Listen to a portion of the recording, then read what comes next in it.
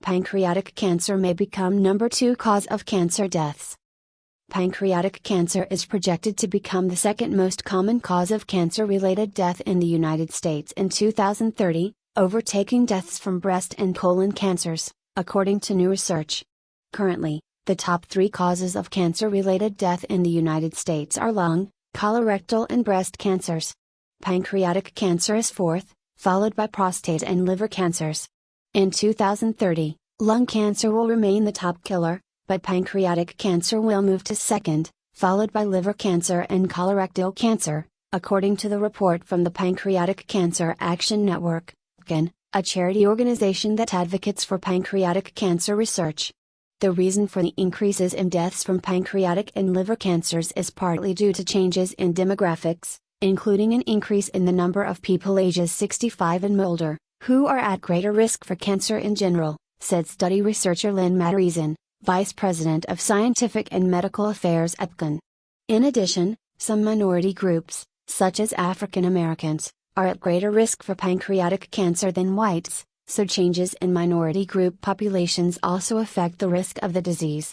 10 do's and don'ts to reduce your risk of cancer, and although increased screening has led to improvements in the detection of some cancers, such as colorectal cancer, the same is not true for pancreatic and liver cancers, Matreason said. We've been able to turn the tide on other cancers because of investments in research to better understand them, Matreason said. It's now time to realize that we need to start turning the tide on pancreatic cancer with the same kind of tools, Matreason said at a news conference today, May 19. Pancreatic cancer has a very low survival rate. 94% of patients diagnosed with the disease die within 5 years, according to the PCAN. That's partly because the disease has few warning signs and is usually not diagnosed until the late stages. There is currently no screening test for pancreatic cancer. To come up with the new estimates, the researchers looked at expected changes in demographics in the U.S. over the next 2 decades, as well as changes in the percentage of new cancer cases and cancer death rates that were seen between 2006 and 2010.